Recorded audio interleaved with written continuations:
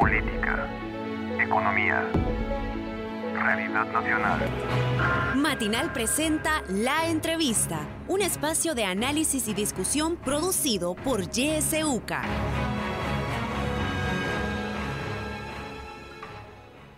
Muy buenos días, gracias por su sintonía a Radio YSUCA. Esta mañana hablaremos sobre detenciones arbitrarias en las comunidades. Para eso ya está con nosotros José Lazo Romero, él es defensor de derechos humanos y técnico de la Fundación Hermano Mercedes Ruiz Fundamer. Le damos la bienvenida, José. Buenos días, gracias por acompañarnos. Buenos días, Imelda. Buenos días, amigos y amigas que nos sintonizan. Es un gusto poder estar en esta cabina. Muchas gracias. Estamos también transmitiendo esta entrevista a través de nuestra fanpage en Facebook, Radio YSUCA 91.7 FM. Agradecemos a las personas que ya están conectadas también a través de este medio. Bueno, José, en el régimen de excepción se han capturado a más de 17,000 personas, muchas de ellas inocentes sin ninguna vinculación con pandillas. Los detenidos en su mayoría son de comunidades pobres y esto ha sucedido también, por supuesto, en comunidades del Bajo Lempa y comunidades aledañas al municipio de Jiquilisco en Usulután. Coméntenos, por favor, sobre la situación que ustedes han podido observar en el trabajo que como Fundamer realizan en estas comunidades. ¿Qué es lo que han visto? ¿Qué tipo de vulneraciones a los derechos humanos se han dado en estas comunidades del Bajo Lempa? Como no, muchas gracias. Quizás quisiera comenzar con una especie de dicho, incluso que muchos lo están usando para justificar acciones ilegales, ilegítimas o arbitrarias, ¿no? Como son estas detenciones. Ese dicho que se dice, aquel que nada debe, nada teme. Yo creo que ahora hay que relativizar ese dicho, ¿no? Porque ahora justamente personas que nada deben, temen ser detenidas, temen ser llevadas a las Bartolinas, a ser pasadas a los penales, porque justamente en el marco de este régimen de excepción no está perfilado o no se perfila a quién es el que se va a detener en este marco, sino que la responsabilidad recae en el ente captor, en el agente captor, que puede ser un soldado que obviamente y por formación no es un experto en seguridad pública, o el policía. Es decir, que quedamos al arbitrio de su estado de ánimo, del cansancio o acumulación laboral que tenga. Entonces, es una falacia eso de que el que nada debe, nada teme. Y yo diría además, depende de dónde vives, ¿no? Depende si eres joven y resides en algunas comunidades que están estigmatizadas, porque yo no creo que en una comunidad todos sean de uno u otro grupo, de una u otra pandilla, ¿verdad? Me niego a creer que eso sea así, pero en esta dinámica de operativos arrasados por la delincuencia o por asociaciones ilícitas que se están haciendo muy al estilo del conflicto armado, ¿verdad? En otra dimensión, justamente se está llevando a gente inocente. Y esto, Imelda, hay que decirlo que además, con el agravante que el presidente ha reconocido que hay una franja de 1%, que me parece todavía un subregistro, no un dato muy bajo, pero tomémoslo, de que sí efectivamente hay una franja de un 1% de personas inocentes en estas detenciones, con lo cual, si a este día estamos hablando, o ayer se decía que iban cerca de 17,000 detenidos, estamos hablando que hay 170 personas, tomando ese dato del 1%, que están detenidas de manera injusta, de manera arbitraria, ilegal. O sea que no hay razón, no hay sustento para la detención de estas personas. Justamente en el Bajo Lempa creo que, según Fundamer, es una organización inspirada en los valores cristianos, en la experiencia de iglesia de las comunidades de base y los referentes territoriales. O sea, estamos hablando de gente que está allá. Nos reportan hasta la semana pasada, no hemos hecho otra reunión, ¿verdad?, para actualizar estos datos, pero sí se hablaba de alrededor de 15 casos. Estoy hablando personas conocidas, ¿verdad? Cuando hablo de estos casos, es que estas personas son conocidas, son personas con un arraigo histórico en las comunidades, o sea, deportistas, por ejemplo, ¿no? Hubo un caso que se llevaron a 3 jóvenes y venían de jugar fútbol, ¿no? También hubo el caso de una persona con discapacidad que se lo llevaron. y así, ¿verdad? Es decir, son gentes que han vivido, jóvenes que ahí nacieron, ¿no? Por lo tanto, el arraigo histórico está demostrado, como es el caso de Esmeralda, que es también una mujer, ¿verdad? Familiar, sobreviviente del conflicto armado. Su mamá fue sobreviviente de la masacre de La Quesera, una mujer luchadora.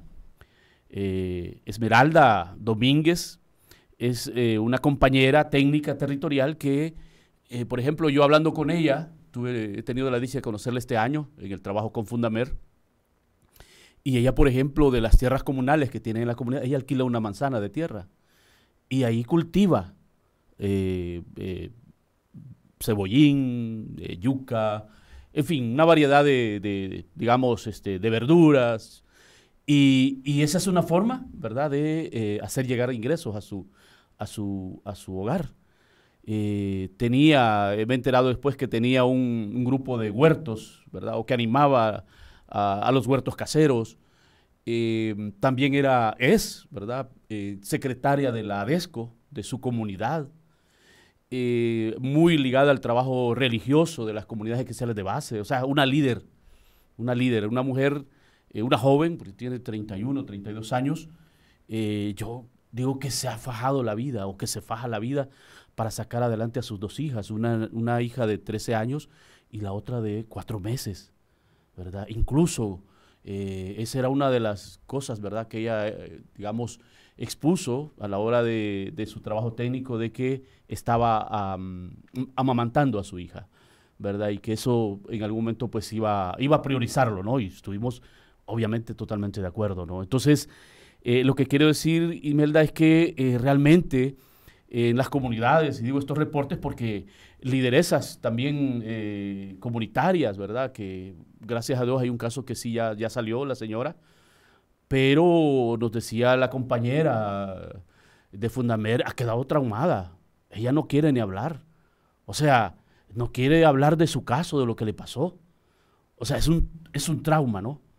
Entonces estamos hablando de gente que da la vida por su comunidad, que se entrega en los diferentes liderazgos, ya sean religiosos o liderazgos comunitarios, ¿verdad? Entonces, esto es lo que está pasando. Y también voy a salirme un poco de la zona del Bajo Lempa porque también es importante, pero hay un dato común. Hablaba ayer también con una lideresa, una joven líder de la zona aquí del Paisnal. Hay una franja de comunidades repobladas de Itafor. El viernes Santo, a las 12 de la noche, 12:30, llegaron los policías a sacar 6 jóvenes. Por la resistencia y la fuerza que hicieron algunos padres y madres de familia, solo se llevaron 3 de la comunidad Itafor. Eso pasó el Viernes Santo, en la noche, madrugada ya del sábado, ¿verdad? Y esto es información que la verificamos pues con los liderazgos, ¿verdad?, comunitarios. O sea, hay gente que ni siquiera ha tenido la posibilidad de ventilar esta información a otros espacios o a los medios de comunicación. Entonces, solo ahí imaginémonos, la semana pasada 4 jóvenes de Guarjila también, ¿verdad?, nos mandaban el reporte, ¿verdad? Entonces, imaginemos, y lo que quería decir es que hay un elemento común. La zona del Bajo Lempa, la zona de estas comunidades como Itamaura, que son alrededor de 5 o 6 comunidades repobladas, o sea, que fueron víctimas del conflicto, fueron desalojadas de sus orígenes, de sus ombligos, digamos, donde vivían, y luego se asentaron estas comunidades. O sea, hoy otra vez están siendo afectadas, ¿no? O sea, otra vez son víctimas o están siendo revictimizadas. Entonces, 3 comunidades que están asignadas por el tema de comunidades repobladas, ¿verdad? Guarjila, fueron 4 jóvenes. Itamaura, 3 jóvenes. Eso es lo que apenas nos ha llegado a nosotros, ¿verdad? Fundamer no tiene mucho trabajo ahí, pero sí hay contactos con líderes y lideresas, ¿verdad?, a través de UCRE, Scriptes. Y luego la zona del Bajo Lempa, que estamos hablando de un número, yo diría que ahora debe haber aumentado, pero sí hasta la semana pasada se nos reportaban alrededor de 15 casos. Digo, evidenciados, ¿verdad?, con nombres y apellidos, con historia de quiénes son estas personas, como hemos referido el caso, por ejemplo, de Esmeralda, ¿no? Esmeralda se ha vuelto un caso emblemático que justamente está representando a todas estas personas, a esta veintena de personas que estamos hablando en este momento, pero como usted dice, hay más en todas las comunidades pobres de este país. Pero Esmeralda se vuelve un caso emblemático también para Fundamer y está dando acompañamiento a la familia para poder ayudarle legalmente para el proceso y demostrar la inocencia de Esmeralda. ¿Qué pasos han seguido ustedes? ¿Qué recursos han presentado? ¿Qué es lo que están haciendo en este momento para demostrar su inocencia, José? Debería haber sido fácil, como dije, ¿verdad? No tendría que Esmeralda y su familia, porque aquí es donde hablamos de, hay que ponerle a este análisis la dimensión integral de los derechos humanos, o lo que llamamos los educadores en derechos humanos, aquello de la interdependencia y la complementariedad de derechos humanos. Aquí, en el caso de Esmeralda, pues hemos dado unos pasos, acciones formales. Voy a dirigirme un poco en esa línea.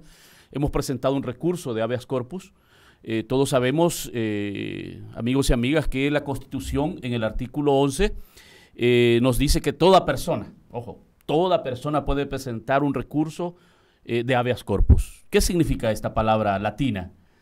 Muéstrese, exhíbase el cuerpo, es decir, es un recurso que se presenta a la sala de lo constitucional de la Corte Suprema de Justicia para que dirima, o sea, es un juicio para que la sala dé razones de la desaparición o la detención de una persona X, ¿verdad? Cuando se presume que esta detención es ilegal, ¿verdad? O es arbitraria, o no hay sustento legal para que una persona sea perseguida, porque no solo es cuando está detenida, aplica también cuando está desaparecida, o en el caso si una persona se siente amenazada en su libertad ambulatoria. Entonces es cuando se presenta este habeas corpus. ¿Y por qué se presentó este habeas corpus? Primero porque en el estado de excepción solo se han suprimido por ahora, temporalmente, 4 derechos. Entre ellos la defensa, entre ellos... Pero no están suprimidos los demás derechos de la Constitución. O sea, esto yo creo que tiene, como dicen, un dicho mexicano, tiene que caernos el 20. Son 4 derechos que se restringen en el marco del estado de excepción, ¿verdad? Lo de la comunicación, ¿verdad? Lo del derecho a la defensa, etcétera. Lo del tiempo de la detención, que ahora en vez de 72 horas en la primera etapa, en la parte administrativa, que es la que lleva la policía con la fiscalía, hoy le han aumentado a 15 días en este régimen. Más 3 días que va a tener el juez o la jueza, son 18 días que usted puede pasar gratis en las Bartolinas o en los penales. Y con suerte si sale, si quiere después podemos dibujar un poquito, ¿verdad?, este camino. Pero volviendo al punto, ¿por qué presentamos el habeas corpus? Uno, porque todos los demás derechos de la Constitución están vigentes. Entre ellos, obviamente, el habeas corpus, que, insisto, y ahí hay que tomar nota, ¿verdad?, protege el derecho únicamente a la libertad física, es decir, a la libertad ambulatoria. Para todos los demás derechos está el otro recurso, o el otro procedimiento, que es el amparo, en el 247. Se hizo con 2 intenciones, ¿verdad? Uno, porque siempre los defensores de derechos humanos y defensoras de derechos humanos, así como las víctimas del conflicto armado, que yo he acompañado durante muchos años, con la doctora María Julia Hernández, siempre a las víctimas hemos acudido al sistema. Y aquí yo creo que debe quedar claro a aquellos que les gusta decir que defendemos delincuentes o terroristas. Podemos demostrar que los defensores y defensoras siempre hemos acudido, siempre hemos buscado el sistema. Es más, hemos buscado fortalecerlo. Y por eso fuimos, porque creemos, yo lo decía el otro día, en lo personal me niego a creer que el sistema o el Estado de Derecho está quebrado en este país. Me niego a creerlo. Y por eso, personalmente, con el acompañamiento de la Asociación María Julia, fui a presentar ese recurso de habeas corpus. Me niego rotundamente. Y si no, es que estamos en una dictadura, ¿verdad? O sea, porque yo lo que espero como ciudadano es que el sistema funcione. Y si no, vamos a evidenciarlo pues, justamente con este recurso, que es algo que la Constitución nos da a todos y a todas. Bueno, creo que todos también esperamos que el sistema de justicia de nuestro país funcione, y justamente para seguir hablando sobre este tema de las detenciones arbitrarias en las comunidades, y como ya hemos dicho, el caso de Esmeralda Beatriz Domínguez se ha vuelto emblemático por ser una defensora de derechos humanos, una líder comunitaria en el Bajo Lempa, en Usulután. Es por eso que vía telefónica nos está acompañando esta mañana la mamá de Esmeralda, y es María García. Hemos tenido la oportunidad de podernos contactar con ella en este momento para que ella nos comente sobre la situación que están viviendo en este momento como familia ante esta detención de Esmeralda Domínguez. Le vamos a dar la bienvenida en este momento, doña María Dolores. Buenos días, bienvenida a este espacio de la entrevista. Buenos días, Imelda. Les agradezco mucho la oportunidad que me están dando. Muchísimas gracias por acompañarnos esta mañana. Coméntenos, doña María, coméntenos a nosotros y también a nuestra audiencia sobre esta situación de la detención de su hija.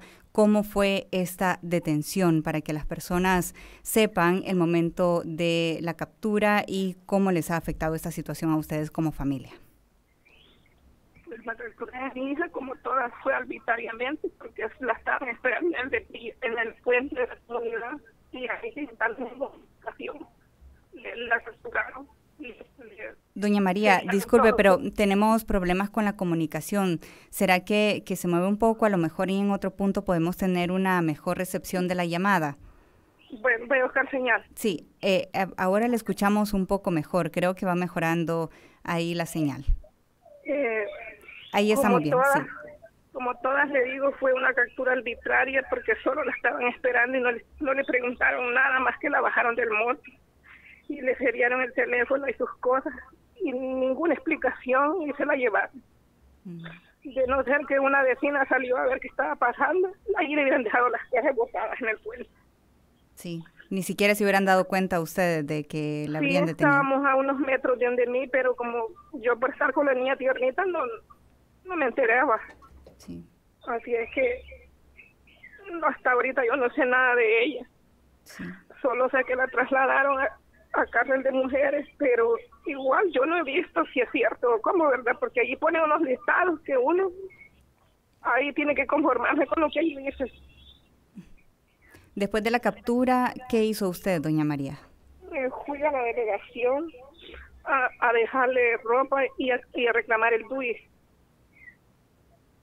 ¿Se lo habían quitado en ese momento en la delegación, el DUI? Sí, allí solo el DUI le quitaron y ahí todo lo dejaron por la vecina que salió. Sí.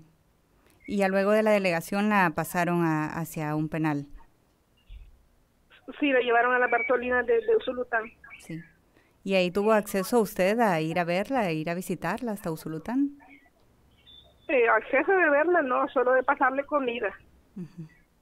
¿Y usted ahí tenía no garantía de que esa comida que usted le llevaba realmente se la daban a Esmeralda?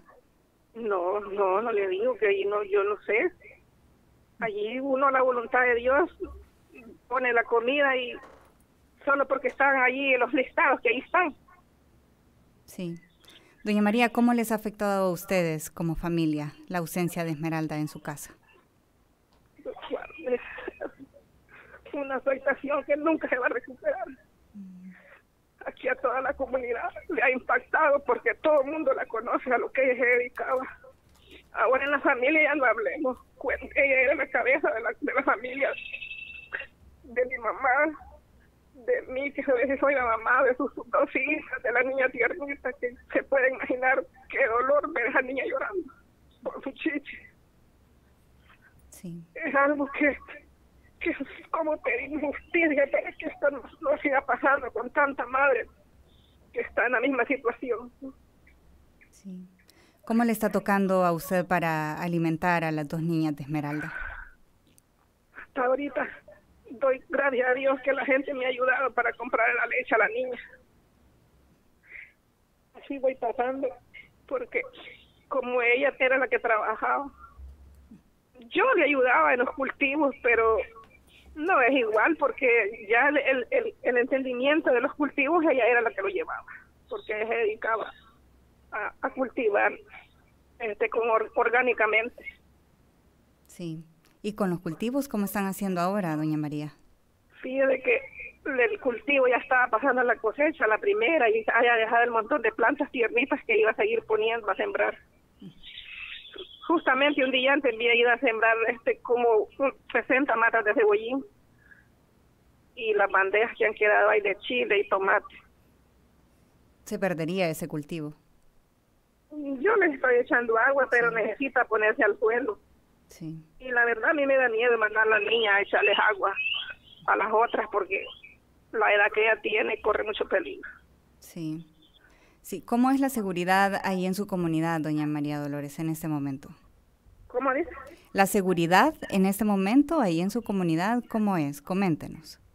Mire, ahorita está peor que cuando la capturaron a ella, porque antenoche sacaron como 30 personas de las comunidades vecinas. Vecinas, le digo, de 3 cuadras arriba. Sacaron a 30 personas, sobre todo gente joven. Sí, entre todas estas comunidades de aquí, antenoche hicieron una gran arrollada, que le digo que es así tanteadamente como 30 personas. Y lo hicieron en la noche. Sí.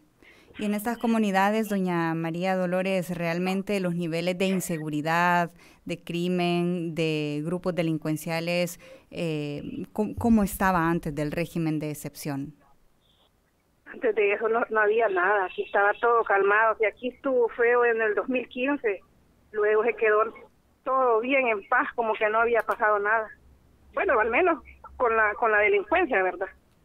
¿No tenían problemas ustedes así de delincuencia, de personas que las estuvieran hostigando? Eso pasó después de esa ley que puso ese señor.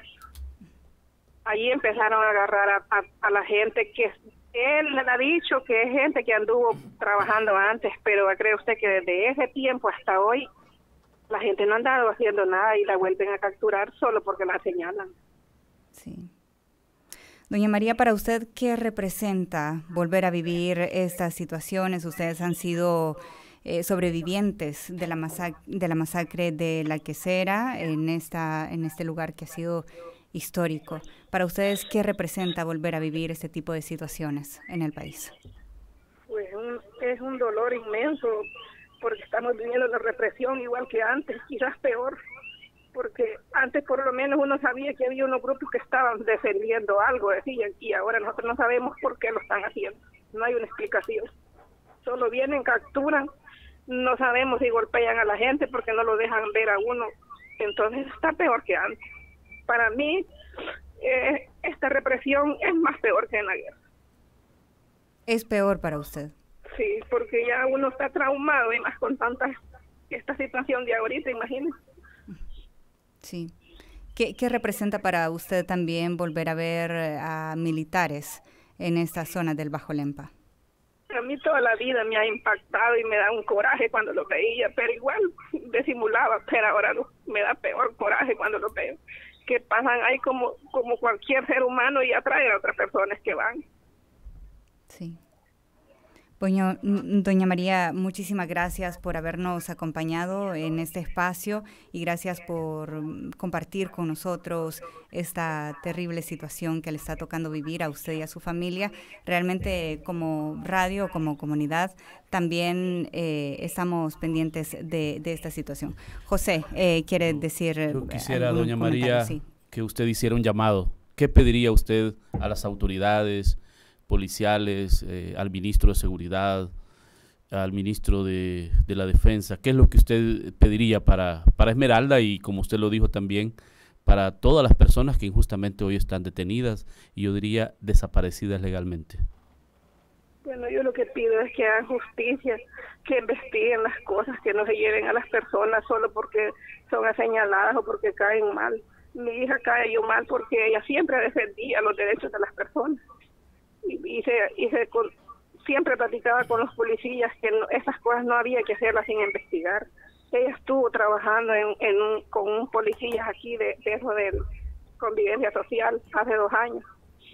Y pues, no sé si de ahí le ha dependido porque siempre se reunía como convivencia social que estuvo haciendo ella ahí con ellos, que supuestamente era para prevenir violencia a los jóvenes. Aquí yo pido que por favor sean conscientes y no lleven gente que no debe nada y que liberen a mi hija, porque yo ni sé cómo se encuentra ahorita. Sí. Bueno, doña María, muchísimas gracias por habernos acompañado y por haber compartido con nosotros esta mañana. Ha sido un gusto conversar con usted. Yo le agradezco mucho. No, nosotros le agradecemos a usted por habernos compartido esta situación que les está tocando vivir.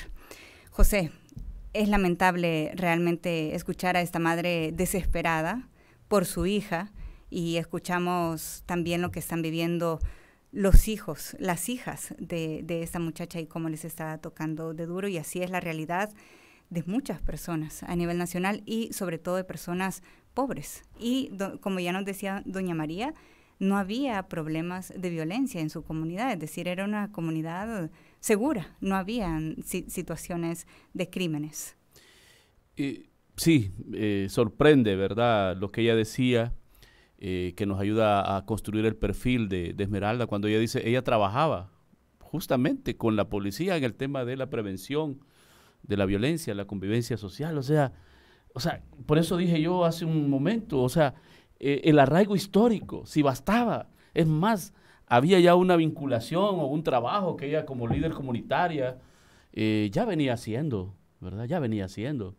O sea, ahora, como ella lo dice también, si el precio de ese trabajo fue por ser crítica o por señalar algunas situaciones que no deberían ser, no sabemos si esa es una factura, ¿verdad?, que ella está pagando, pero creo que ella abona más a este perfil de lo que decíamos de Esmeralda, pues, o sea, una ciudadana, yo diría ejemplar, trabajando con las autoridades, de la mano de las autoridades. ¿Qué delincuente hace eso? ¿Verdad? O sea, los delincuentes andan escondidos, y además los delincuentes, o como se les quiere llamar, ya están resueltos, pues tampoco tienen miedo, ¿verdad?, porque cuando se meten a eso, ya han tomado una decisión. Entonces, pero hay algo que yo quisiera rescatar de lo que decía doña María, y es lo que no puede ser en esto, que si nos seguimos, yo realmente, Imelda, no sé si somos ya, por eso dije con el recurso de habeas corpus, yo me niego a pensar que se quebró la democracia en este país, que se quebró el Estado de Derecho. Pero cuando escucho a doña María decir que tiene miedo de enviar a su hija de 13 años, a la otra hija de Esmeralda, a que vaya a ver las plantas, el cultivo, que tiene miedo de enviarla, que está, le entendí yo, a unas cuadras, ¿no?, de la casa. O sea, eso no es de una democracia. O sea, el terror, el miedo, como se ha venido haciendo en estos tiempos atrás, de sembrar miedo, terror, o sea, eso no es fruto de una democracia. Y entonces, ¿en qué estamos? ¿En qué sistema vivimos? Si la gente que ya sufrió un conflicto armado durante 20 años, porque la guerra no solo fueron 12 años, el conflicto armado en las poblaciones rurales lo vivieron desde los 70. El desplazamiento empezó y la represión desde los años 70. Las primeras masacres en esa zona son de las primeras 3 calles, que está ubicado más o menos en esa misma ubicación, se da ahí pues en los años 70. Incluso fue del conocimiento de Monseñor Romero cuando era obispo de Santiago de María. O sea, esta gente ha habido en represión casi 20 años durante el conflicto. Y hoy viene el Estado cuya misión fundamental, y aquí es importante hablar, ¿no? El Estado tiene como mandato principal, en el artículo 1, tiene la obligación, dice la Constitución, de garantizar a la población la seguridad, la justicia, el bien común. Entonces, no es lógico, Imelda, que un Estado que tiene como misión principal, como tarea fundamental, garantizar derechos de la población, ese catálogo, ese listado de derechos que están en la Constitución, no es lógico pensar que este mismo Estado es el que anda sembrando el terror y el miedo a través de sus distintas instituciones, llámese policía, llámese ejército, o con las campañas también de difamación. O sea, no es lógico pensar en un Estado que estigmatiza, que hace campañas en contra de los defensores. Nosotros se lo dimos una vez, señor presidente, los defensores y defensoras no son el problema. ayudan al Estado a resolver los problemas. José, necesitamos hacer un breve corte en este momento, pero al regresar también la audiencia va a tener la oportunidad de hacer preguntas y comentarios en este espacio de la entrevista. Volvemos de inmediato.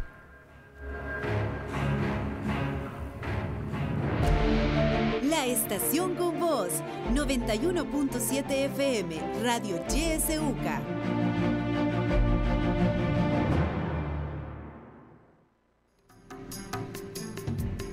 Palabras sin ataduras. Palabras puntuales sobre aspectos de la realidad. Palabras sin fronteras. Con Enrique Argumedo, ex magistrado de la Sala de lo Constitucional. Escúchalo todos los martes y jueves al finalizar los noticieros del mediodía y de la tarde. Y su reprise los sábados y domingos después del noticiero vespertino. Palabras sin fronteras. Con Enrique Argumedo.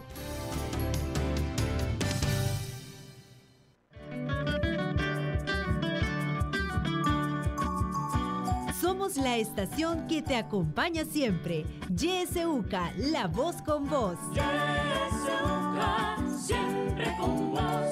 91.7, la voz con vos.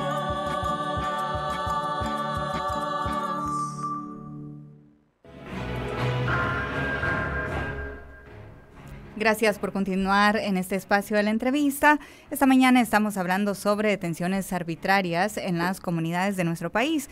Está con nosotros José Lazo Romero, defensor de derechos humanos y técnico de la Fundación Hermano Mercedes Ruiz Fundamer. Si usted tiene preguntas o comentarios, puede llamarnos a través de nuestras líneas telefónicas, el 2275-9501, 2275-9502. También está habilitado nuestro número de WhatsApp, el 7571-2779. Puede mandarnos sus mensajes de texto o de voz a través de esta vía. Y también estamos transmitiendo esta entrevista a través de nuestra fanpage en Facebook, Radio YSUCA 91.7 FM. Ahí también puede escribirnos sus mensajes y nosotros les damos lectura. Ya tenemos en línea la primera llamada, le vamos a dar paso de inmediato. Buenos días, adelante. Buenos días, mucho Buenos gusto días. y muy contenta yo de escuchar a José Lazo. Pues yo de Tonacatepeque me encanta escuchar esos mensajes que a uno lo previenen y lo mantienen siempre firme, ¿verdad? Con esta gran represión que se ha dado hoy en nuestro país. Yo tengo 74 años y quizás fue peor que la guerra lo que estamos viviendo ahora en este momento, pues yo pienso pues de que el presidente no estaba preparado para llevar porque él no ha vivido la guerra que nosotros vivimos en los años no de los 70. Entonces yo le digo pues que pensemos pues en esta gran violencia que se ha dado ahora, tanta gente que está envuelta en todo eso sin tener nada que han hecho, pues los criminales están aparte y eso pues fue una dejación también, creo yo, de no darle una atención a las primeras jóvenes que llegaron con todas esas señales de violencia. Entonces yo digo, pues nosotros como padres de familia tenemos una gran responsabilidad también como la primera escuela de nuestro hogar. Bueno, muchas gracias. Un saludo para Roberto Lazo. Yo lo admiro y yo lo quiero tanto que, bueno, hemos sido amigos. Roberto, saluda a su familia y mucho gusto, Rosa Delia Lemus. Muchas gracias. Muchísimas gracias por su llamada. Tenemos una llamada más en línea, le damos paso. Adelante, buenos días. Muy buenos días. Buenos días. Con todo respeto quiero decir lo siguiente. Sí. Todo imputado que se atribuye a la Comisión de Derecho Electoral siempre va a decir que es inocente. Siempre. Las madres, peor también, son inocentes a sabiendas que hay criminales, pandilleros que han matado 4, 5, 6 personas por la madre llorando que el hijo es inocente. Ahora bien, la Policía Nacional Civil tiene perfilado en su banco de datos quiénes son terroristas y colaboradores, porque algunos no son terroristas, no son bandidos, pero son colaboradores y hay que tener mucho cuidado. Ahora bien, lo que dice el entrevistado, sí, el artículo 2, sí, lo está haciendo el gobierno. Yo donde yo vivo en zonas marginales y ahí ya estamos tranquilos. Sí, el 91% de los entrevistados del Cigalo, dice que están contentos con el régimen de excepción y que se sienten más seguros. Y ahora ven, Minoski, ¿qué dijo ayer? Bueno, el mejor presidente evaluado a todo el mundo, a nivel de América y de todo el mundo, que es Nayib Bukele. Entonces hay que tener mucho cuidado para dar criterios. Gracias. Cómo no, gracias por su participación. Tenemos más llamadas en línea. Adelante, buenos días. Buenos días. Buenos días. Un saludo ahí al invitado. Qué duro lo que está pasando y cómo está la gente de ciega. Qué rápido olvidan las cosas. Y lo peor es que han hecho 30 días más este estado de excepción. Y lo que acaba de decir el joven de que el señor Bukele es el presidente mundial de todo el mundo. Yo no sé cómo han alineado a la gente de la cabeza con esta locura, pero esta represión que estamos viviendo en las colonias periféricas, ayer vinieron a botarle la puerta a un par de abuelitos que, como ya están señores, no escucharon que tocaron y le metieron de almagre y tiraron a los dos viejitos. No, ¿y eso cómo se llama? Está bien que agarren a los cabecillas, pero con inteligencia, pero que le pongan cuota a la policía. Por eso es que se están llevando a Raimundo y todo el mundo. Y lo peor es que el señor Bukele en el Twitter sale diciendo, hemos agarrado, como que son trofeos de caza, como que son animales los que está cazando. Señor Bukele, somos personas, no somos animales. Cuando toquen a la gente del Salvador del mundo para arriba o un nombre rimbombante, entonces van a saber lo que uno está sufriendo en estas colonias. Tenían que haberse detenido y evaluar cómo se había llevado y si todavía persistían las cosas para mantener este estado de sitio. Quiere decir que si ahorita lleva 17,000 personas detenidas, va a llegar a 50,000, vamos a hacer un país cárcel. Yo no entiendo, pero todo el mundo dice que esta locura está bien. No, señores, abran la mente, miren más allá de los dos ojos. Pasen buenos días, estoy totalmente indignado. Cómo no, tenemos una llamada más en línea. Le damos paso, buenos días. Sí, buenos días. Buenos días, adelante. No he escuchado todo el programa, pero escuché partes donde me siento solidario pues a esta madre donde le han capturado a su hija. Y realmente pues quería expresar algo en el lugar, digamos, de lo que es Colonia Altavista. También se llevaron un joven. Este joven pues ya estando en la cárcel se sentía preocupado porque él tenía su niñita y su esposa, y luego este joven se preocupó porque le parecía que lo iban a condenar dentro de la cárcel al estar allí por haberlo llevado con otro grupo de personas. Entonces resulta que a él se le fue subiendo la presión y le dio un paro, y son cosas que no se saben. Yo lo sé porque la esposa de él llegó cerca de mi casa, así es de que para que todos denunciemos todos estos grandes atropellos, todas estas olas de represión que estamos sufriendo, pues como en los años 70, 80, pues que del conflicto, pues realmente que la pague. ¿Quién la debe? Pues pero aquí están llevándose a todo mundo, y yo he escuchado que como que les piden un número de personas que tienen que capturar y llevarlas a la cárcel, y en ese número allí agarran a todo mundo, pues, y realmente pues que todo el pueblo denunciemos nacional e internacionalmente toda esta ola de terrorismo que estamos sufriendo de Estado. Gracias, ese es mi comentario. Muchas gracias a usted y también por comentarnos sobre esta situación. Le vamos a dar paso a José para que nos brinde sus primeras reacciones sobre estas llamadas que hemos recibido. Hemos recibido otros mensajes a través de nuestros otros medios, pero le vamos a dar paso para que dé sus primeras reacciones. Bueno, un saludo a la hermana compañera de Tonacatepeque. Sí. Entiendo que sí, un saludo y abrazos.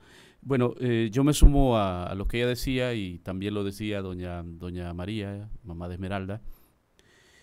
Qué triste que un ciudadano de este país diga que está en peores situaciones que durante la guerra.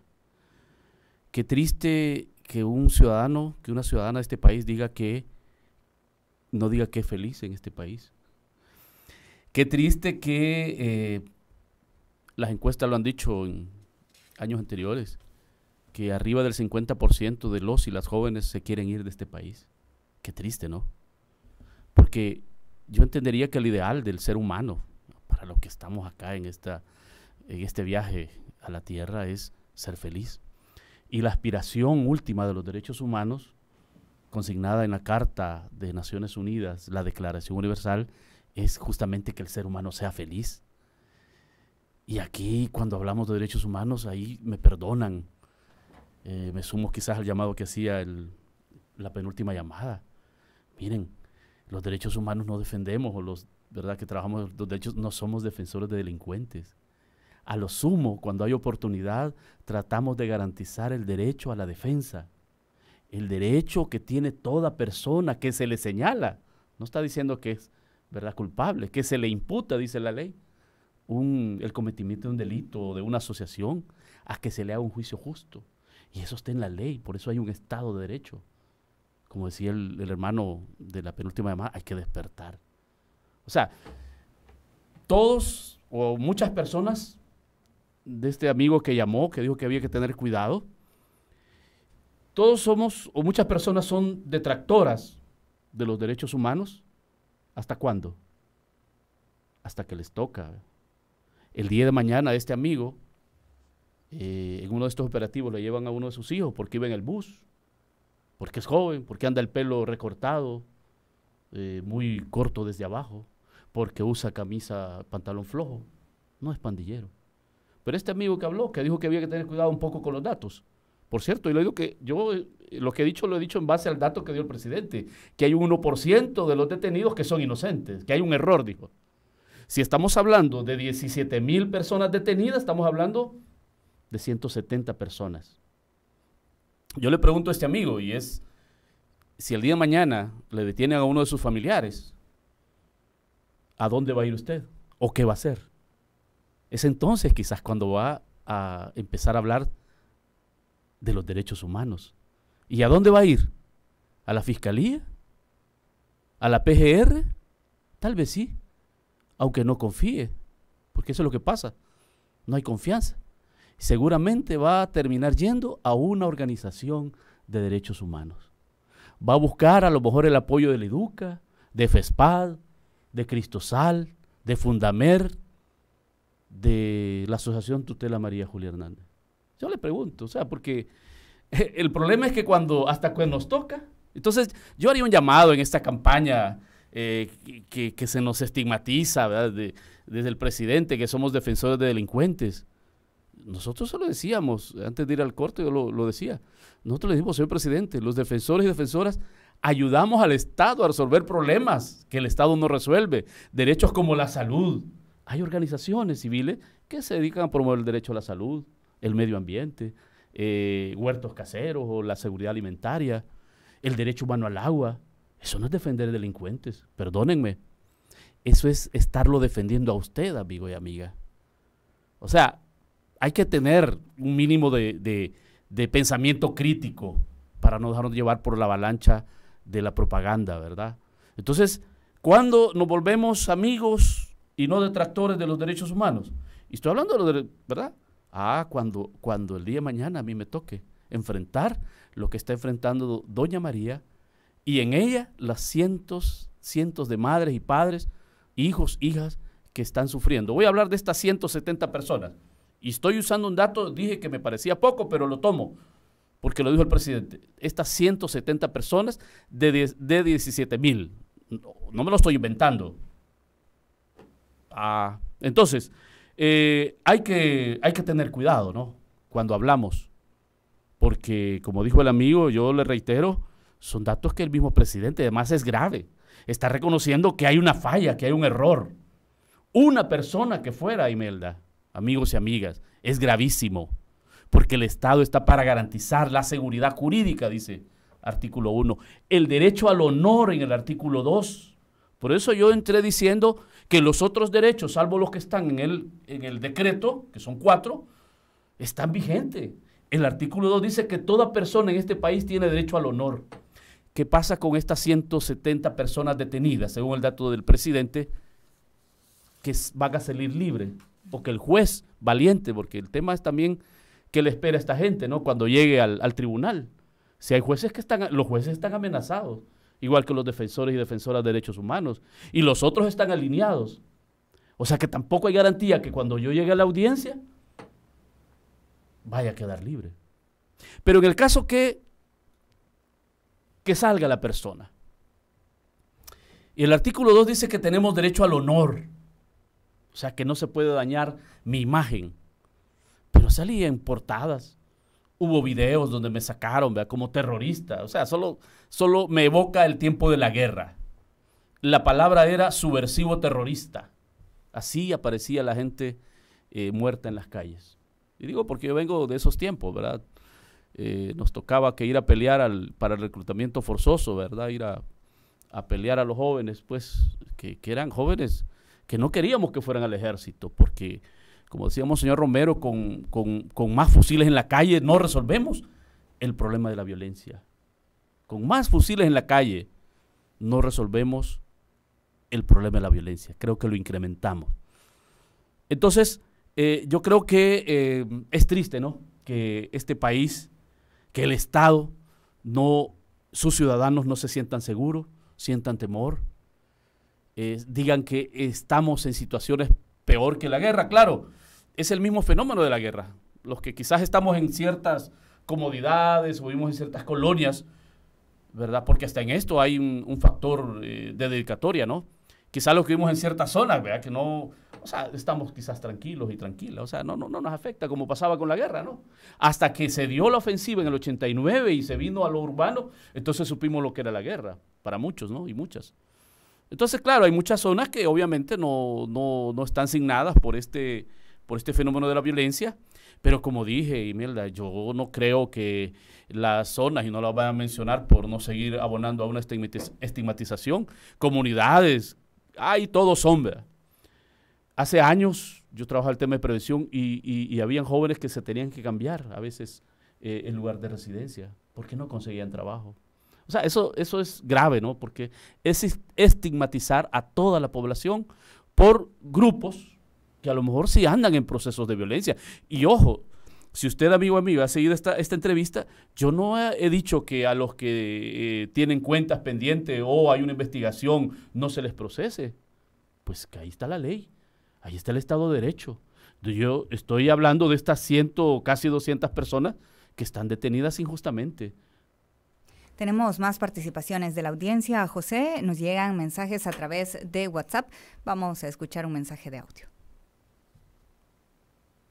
Buenos días, Imelda. Muy buenos días a José.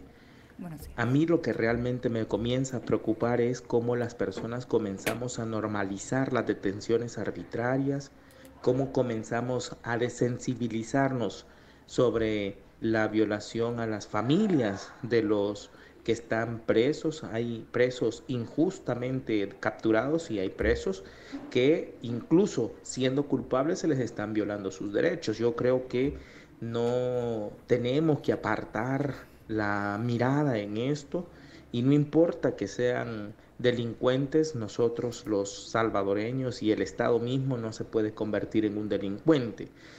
Pero también debo reconocer que las personas también comienzan a pensar que el estado actual de tranquilidad en las comunidades es producto de esas detenciones y por lo tanto es sostenible, por lo tanto también comienzan a dar cierto respaldo a las acciones violatorias de derechos humanos del Estado. Eso me preocupa. Lo otro es que estas condiciones del régimen de excepción realmente comienzan a poner las condiciones, es un cálculo político para la reelección del actual mandatario. Quiero dejar claro, estoy clarísimo yo, sé que esa es la ruta del Estado, sé que esas son las condiciones y eso es lo que también me preocupa. Un feliz día, saludos.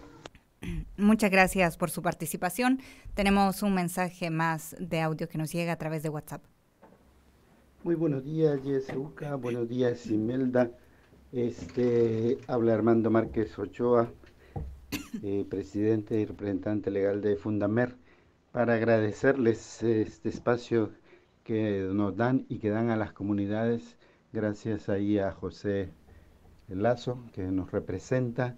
Gracias, Yeseuca, por ser la voz de los sin voz en estas circunstancias especiales que está viviendo el país. ¿verdad? Y defender pues los derechos de los más vulnerables. Ciertamente no defendemos criminales, sino defendemos el derecho a la justicia de las personas inocentes. Y pedimos y exigimos pues la liberación de Esmeralda, injustamente encarcelada. Muchísimas gracias, pasen feliz día, que Dios les bendiga. Muchísimas gracias, Armando, que ahí nos ha enviado ese mensaje de acompañamiento también desde Fundamer. Tenemos más mensajes de audio que nos llega a través de WhatsApp. Escuchamos. Bueno, buenos días. Buenos días. Señores de la YSUCA, aquí hay una gran tranquilidad en la colonia. Aquí habían niños de 11 años extorsionando. Conozco varios, pero gracias a Dios ayer se los llevaron. Es que el que vive esto conoce quiénes son los delincuentes. Y por eso les digo yo, a quienes defienden ustedes. Así que no seamos doble morales, porque tanta matacinga que han habido durante todos estos años y nadie se pronunciaba. Bueno, agradecemos todos los mensajes que nos han enviado. También nos escriben a través de Facebook Live. Tenemos varios mensajes, leeré algunos por cuestión de tiempo. Dice David Álvarez, buenos días paisanos, saludos, la bota militar está golpeando al pueblo. También dice Francisco Ochoa, es preocupante que gente preparada, profesionales, dejándose llevar por la cabeza de un ignorante como lo es el presidente, conociendo la ley, los abogados y jueces se dejan amedrentar porque los tiene amenazados por el Estado. Jessica Escalante dice, qué terrible situación. Eric Peña dice, esta clase de medios de comunicación y todos se ponen de parte de las víctimas de estos criminales. Claro, son antigobierno, mencionan a través de Facebook. También dice Rosy Hernández,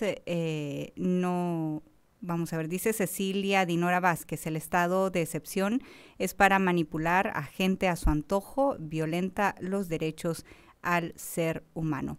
También nos ha enviado mensajes de texto a través de WhatsApp. Dice, el estado de excepción es la mayor evidencia del fracaso del plan control territorial. Si ese plan fuera real y exitoso, no hace falta estado de excepción. Bueno, los mensajes y comentarios van en la misma línea, José, y esta situación pues va a continuar porque el régimen de excepción se ha prorrogado por 30 días más. ¿Cómo vislumbran desde Fundamer esta situación de que este periodo se alargue por más tiempo? Yo pues entendería que vamos a seguir en esta misma dinámica. Yo he dicho acá en esta mesa de que el mismo presidente ha reconocido fallas, errores. Él habla de 1% en las detenciones. Pero yo no he escuchado si ya hay un reconocimiento de una falla, de un error, que eso se va a enmendar para comenzar. O sea, me surge la duda. Si tú estás consciente de que hay un error, y yo decía, es grave que una persona sea llevada, detenida injustamente. ¿Por qué? Porque se supone que para una detención debe anteceder una investigación. A nadie se le puede llevar, ¿verdad? El problema es que eso desde el inicio se mostró con una fisura, una debilidad, este decreto, cuando el presidente dijo que quien iba a calificar si esta persona es sospechosa era el agente captor. O sea, ahí está parte del problema. ¿Quién califica, quién perfila, quién decide si este joven, yo he visto imágenes, gente bajada del bus, ¿verdad?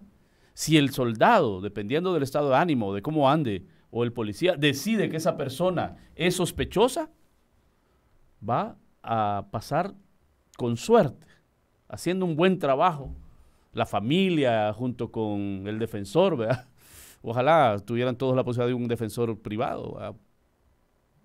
Va a pasar 18 días. Nosotros ayer hacíamos la cuenta en una formación que teníamos, son 18 días, la policía y la fiscalía tienen 15 días, más 3 del juez, 18 días. En Bartolinado o en centro penal.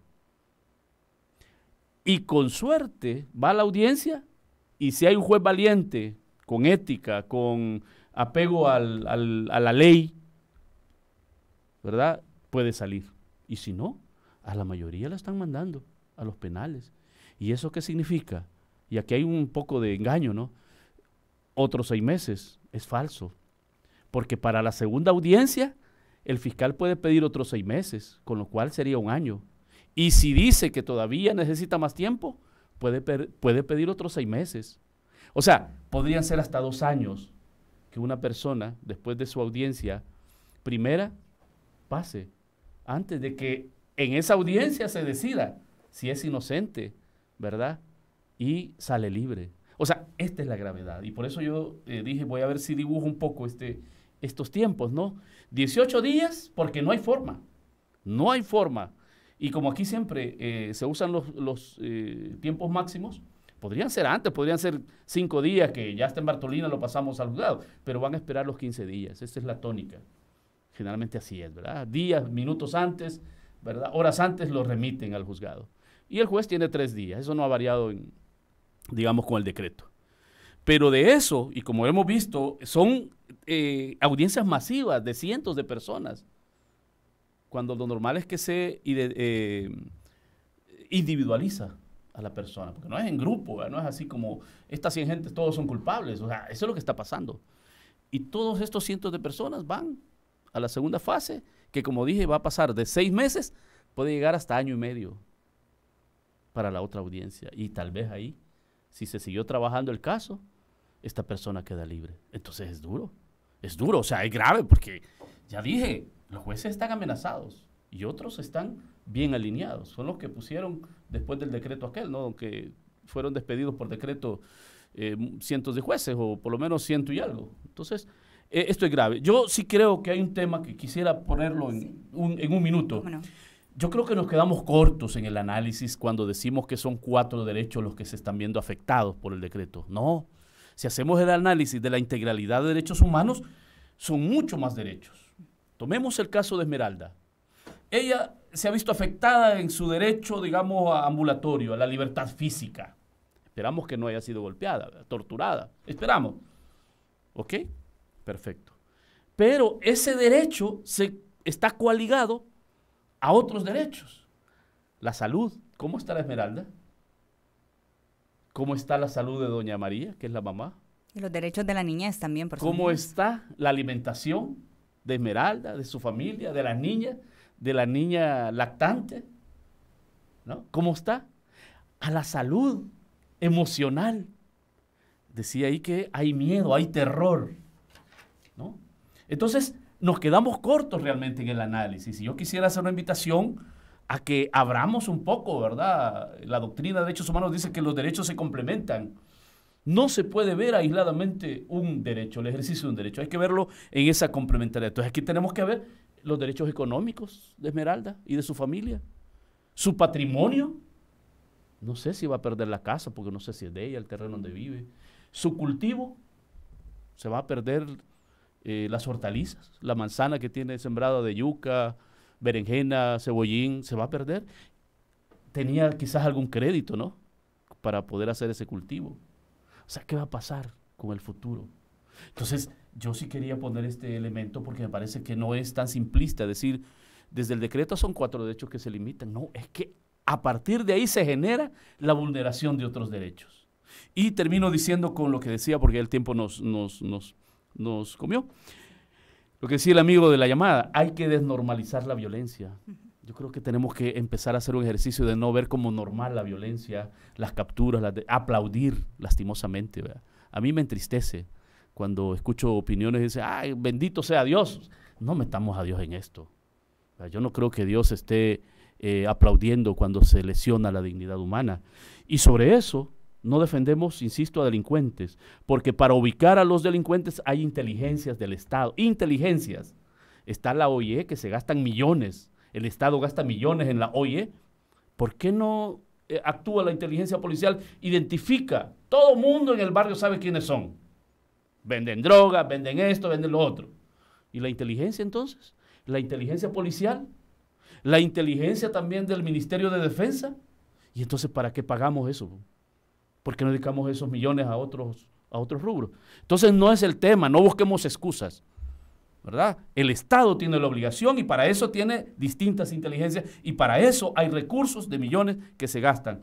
Eso es lo que debe operar. No, y no hemos dicho que no se detenga aquel que no está implicado en procesos de violencia o delictivos, ¿verdad? Tipificados como delito. Pues ahí está la ley, aplíquenla. Sí. José, lastimosamente se nos ha terminado el tiempo, pero muchísimas gracias por habernos acompañado esta mañana. Muchas gracias. Buen día a todos y a todas. Así es, buen día. Gracias por su sintonía a este espacio de la entrevista.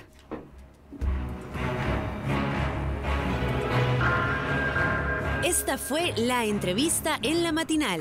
Te invitamos a que no te pierdas nuestra próxima emisión.